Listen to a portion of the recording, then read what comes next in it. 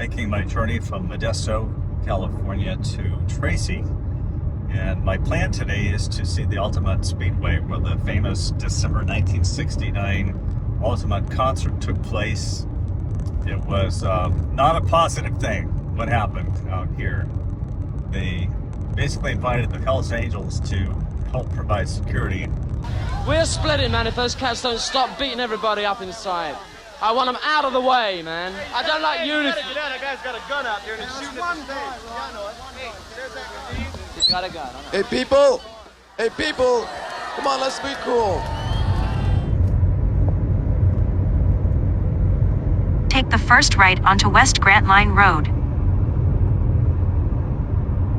At the stop sign, turn right onto West Grant Line Road. Approximately 300,000 people attended the free concert at the Altamont Speedway on Saturday, December 6, 1969. Promoters of the concert were hoping that it would become the West Coast version of Woodstock, a rock festival that took place in New York the previous August. The concert was originally scheduled to be held at San Jose State University's practice field, but the city was not in the mood for another large concert.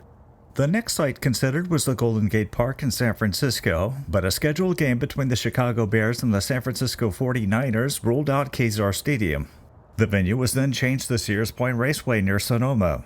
That site didn't work out because the owner wanted $300,000 upfront cash deposit from the Rolling Stones and film distribution rights, so the festival moved once again. At the very last moment, Dick Carter offered his Altamont Speedway for the publicity and to, quote, prove I'm a good guy. He actually wanted to present his own rock concerts in the future at the site. Because many Americans felt concert tickets were far too expensive, the Rolling Stones decided to end their 1969 U.S. tour with a free concert in San Francisco. Well, wouldn't you know it, I asked the security here if I could go in and do a little videotaping, and it was denied access, even though about 6 years ago, Days and Jordan the Lion came out here, was granted access. Apparently, they have different owners now and different rules, so it's unfortunate. There's more than one way to skin a cat.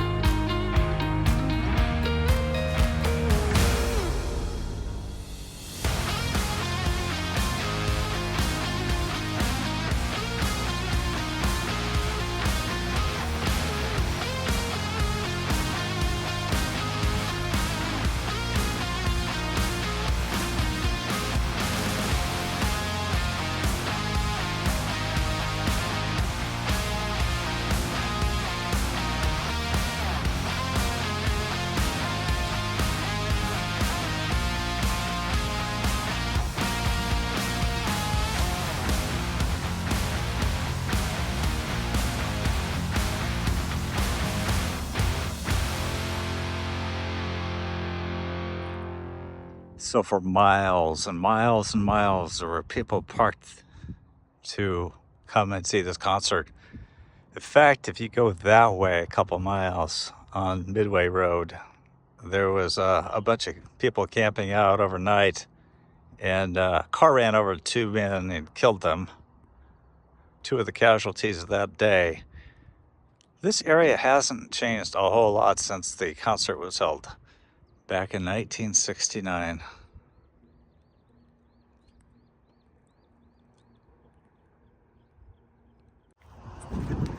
So I'm trying to make my way up this area here. It looks like it's open, but there's a house here now. And way back in 1969, people used this for a parking lot.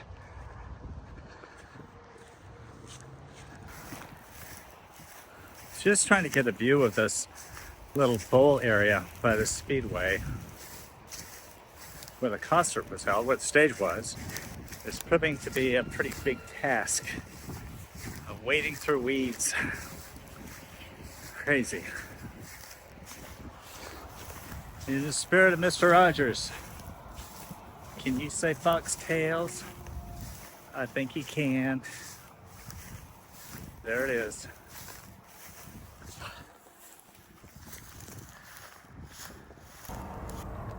The concert featured performances by Santana, Jefferson Airplane, the Flying Burrito Brothers, and Crosby, Stills, Nash & Young, with the Rolling Stones taking the stage as the final act.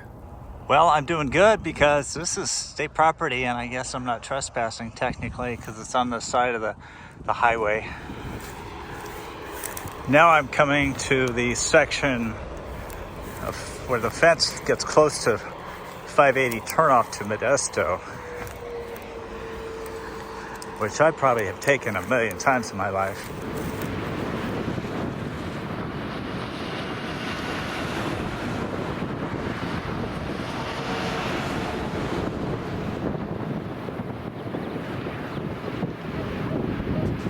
No, it's exactly where you see this Modesto 32 Los Angeles 329 mile marker or sign here. It's exactly where the concert was if you go down into this ravine.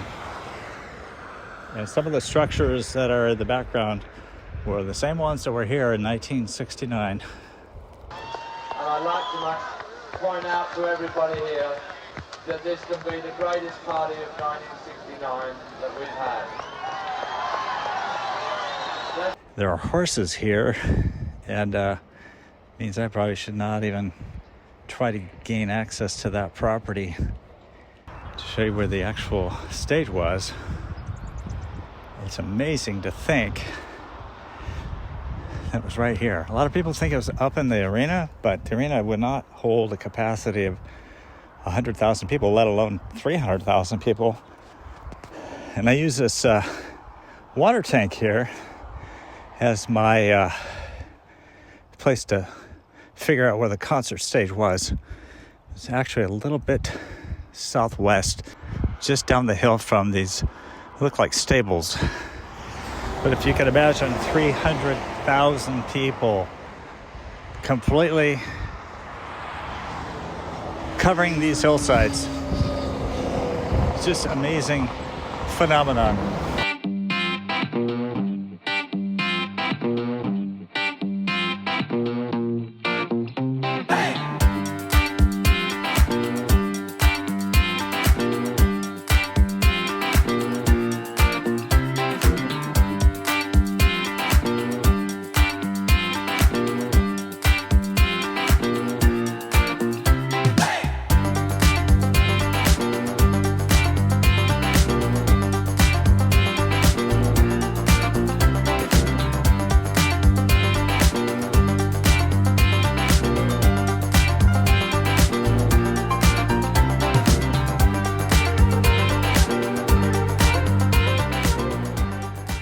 So by my estimation, and from all the aerial pictures that I've seen, the stage was right about here, faced that way into this bowl area. But there were people completely 360 degrees covering these hills.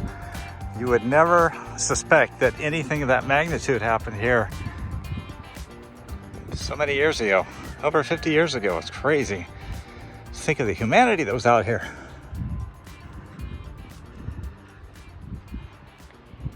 The hasty choice of Altamont as a concert venue resulted in problems with the stage design. Instead of being on top of a rise, the stage would now be at the bottom of a slope, and it would be only 39 inches high, which meant that a lot of folks, many on drugs, were climbing on it. Santana first performed with no problems, but things got progressively more violent and agitated. The Angels had been drinking their free beer all day in front of the stage, and most were very drunk. The crowd had also become hostile and unpredictable, attacking each other, the Angels, and the performers. Jukes, the pregnant lead singer of the San Francisco rock band The Ace of Cups, was hit in the head by a flying empty beer bottle and suffered a skull fracture. The Hells Angels then responded by arming themselves with sawed-off pool cues and motorcycle chains to drive the crowd further back from the stage. There were a lot of drug-crazed people, some who were naked. One lady tried to jump on stage while the Stones were singing "Live With Me."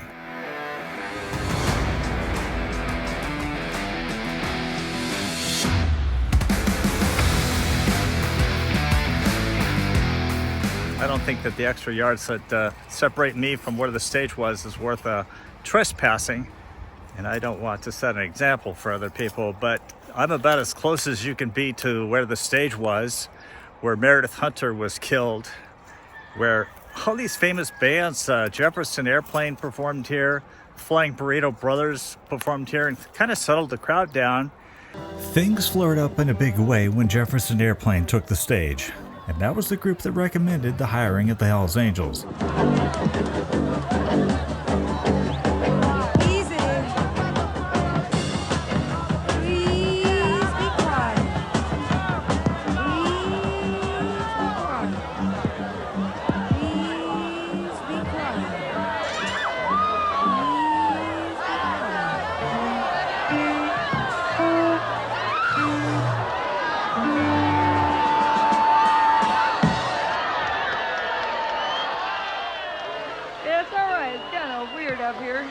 Hey man, I'd like to mention that the Hells Angels just smashed Marty Ballin in the face and knocked him out for a bit.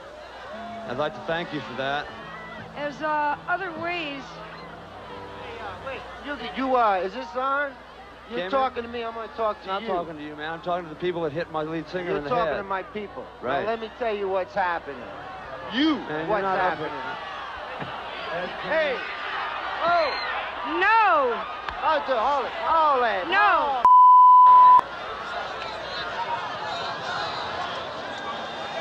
No, stop it!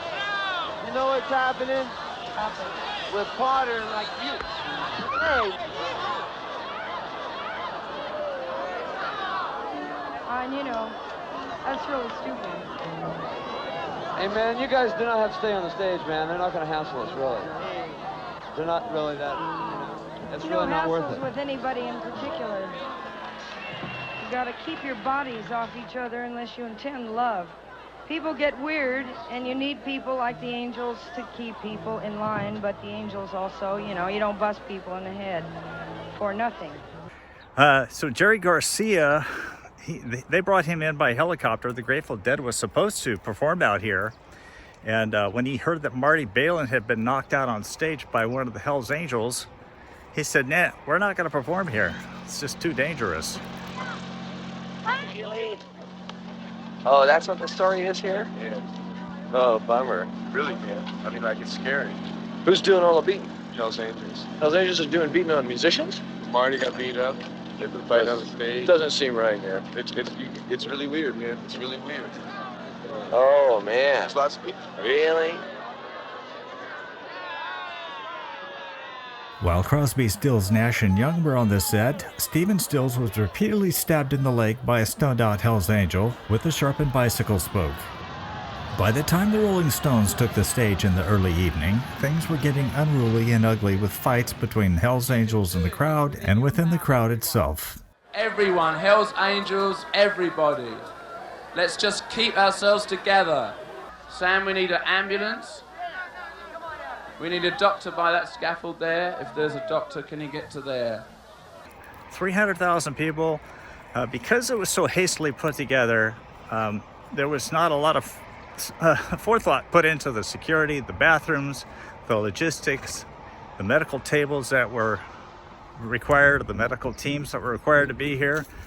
In fact, I understand that there were 4 babies born here, and 4 people died during the event, or during the weekend of the event. One killed out there, of course, Meredith Hunter. He's buried in Vallejo, California. He was, I believe, 18 years old. He came armed with a gun. He was strung out on meth, and some people theorize that maybe he was rushing the stage to kill Mick Jagger. So we'll never know.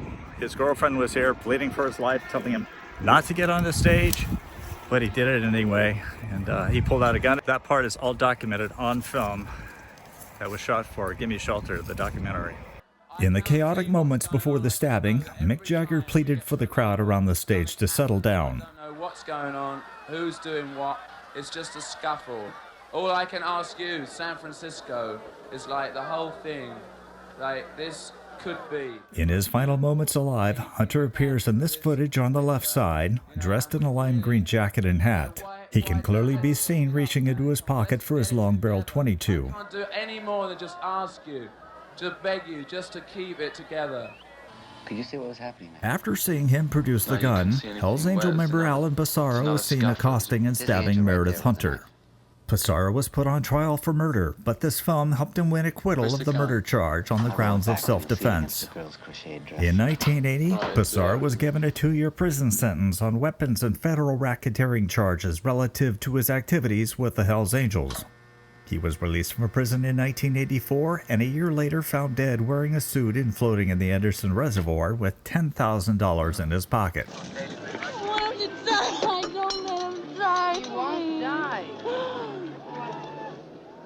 No, they're going to do everything in their power.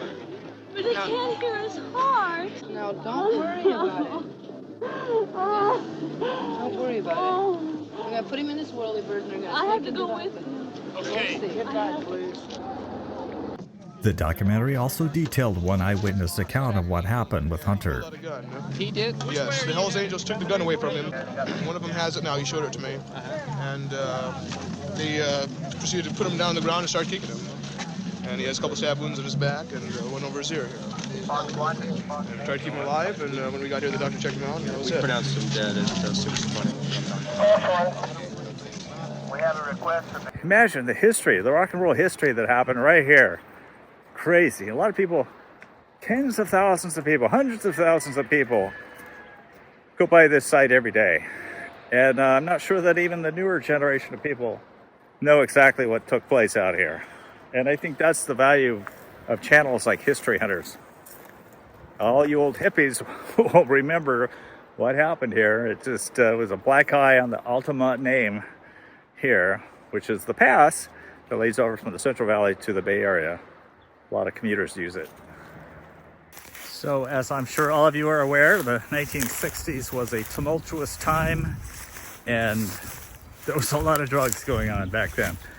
If you watch the footage that was shot out here, you see how many people were just bombed out of their skull, just high on whatever they were. And I don't know if meth was popular back then, but PCP, cocaine, LSD. Because, yeah.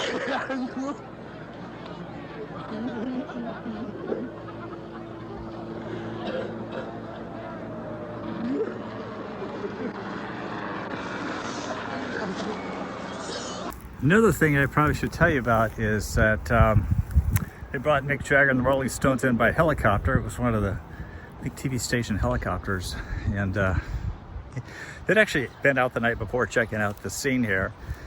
Apparently there was a giant pillow, kind of a balloon-shaped thing, that was supposedly for people to de-stress, or, you know, when you come down off of drugs, you need a place to hang out.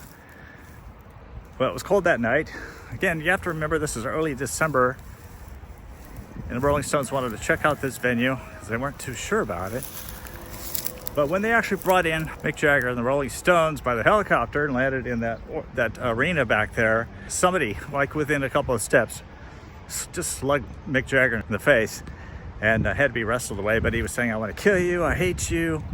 So, again, people do crazy things when they're on drugs, bombed out of their mind.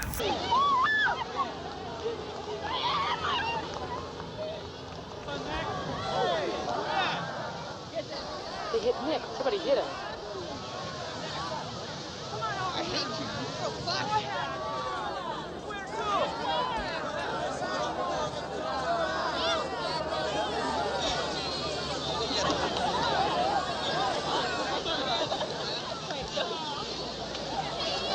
Right on.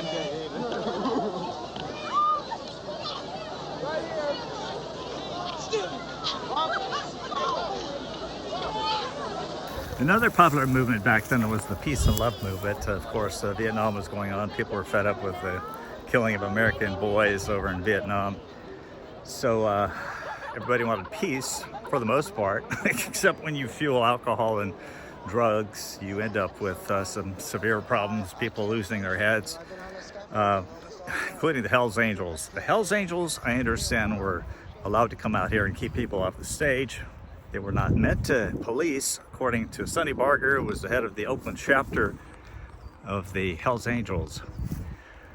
However, after drinking all day and seeing people get too close to their bikes, at least I think somebody pushed the bike over maybe accidentally or on purpose. That was an act of war to a Hells Angel, and they beat the crap out of people. They brought out these weighted pull cues and started whacking people in the head, on the top of the shoulders, in the back.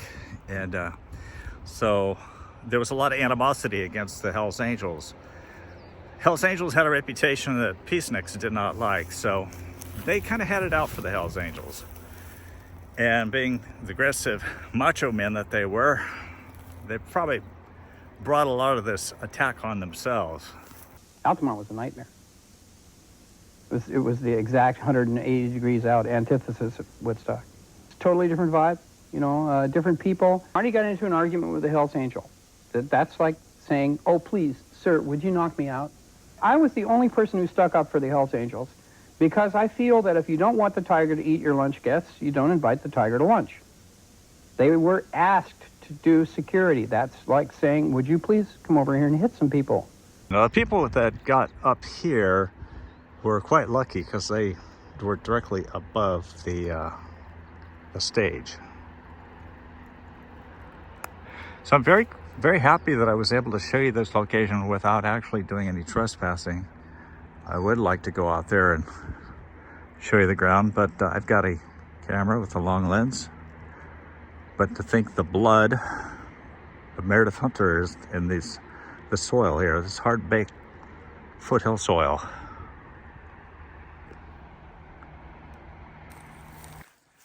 Now I'm going to walk up here to the top of the hill. This hill separates the arena from the turnoff to go south towards, well, the 580 turns off to goes to Modesto, or southward. And a lot of folks were up here, but they had a great vantage point. And I'm walking up here so I can show you when I turn around the view that they would have had. It's quite a walk up here. I can imagine this hill could accommodate, oh gosh, tens of thousands of people just here.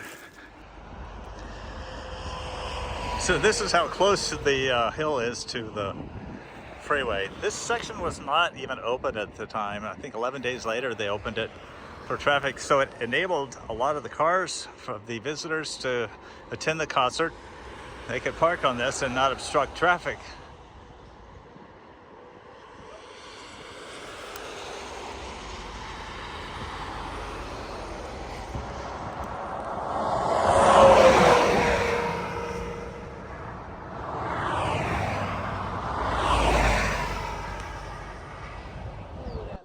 The Modesto Bee from nearby Modesto, California commented, quote, "Take a crowd as large as the one which saw all 5 games of the 1969 World Series, place them in a weedy ravine between Livermore and Tracy, add 19 rock groups, lots of pot, wine, sleeping bags, and other hippie accoutrements, and you will have yesterday's Woodstock West, the biggest bash of them all."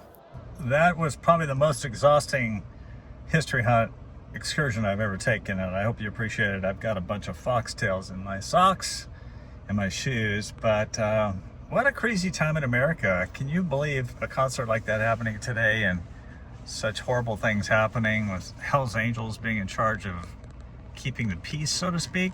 And my gosh, what a disaster it was. But I also wanted to mention something about the Rolling Stones. Just a couple of days before this incident, they were in a recording studio at Muscle Shoals, Alabama, and I did a video on that Muscle Shoals recording studio. If you haven't checked it out, I would invite you to go look in the description link. I'll have a description section. I'll have a link to it. but check it out. It's interesting. They just recorded Wild Horses there just days before, and Brown Sugar. You think about in just a short period of time, such rock classics done by the Rolling Stones. So I really appreciate you watching, and I hope you'll leave us a comment. Let us know. Perhaps you were at the Altamont concert. We'd like to hear that experience as well. Yeah, interesting times. Thanks so much for joining us on this episode of History Enters. Bang!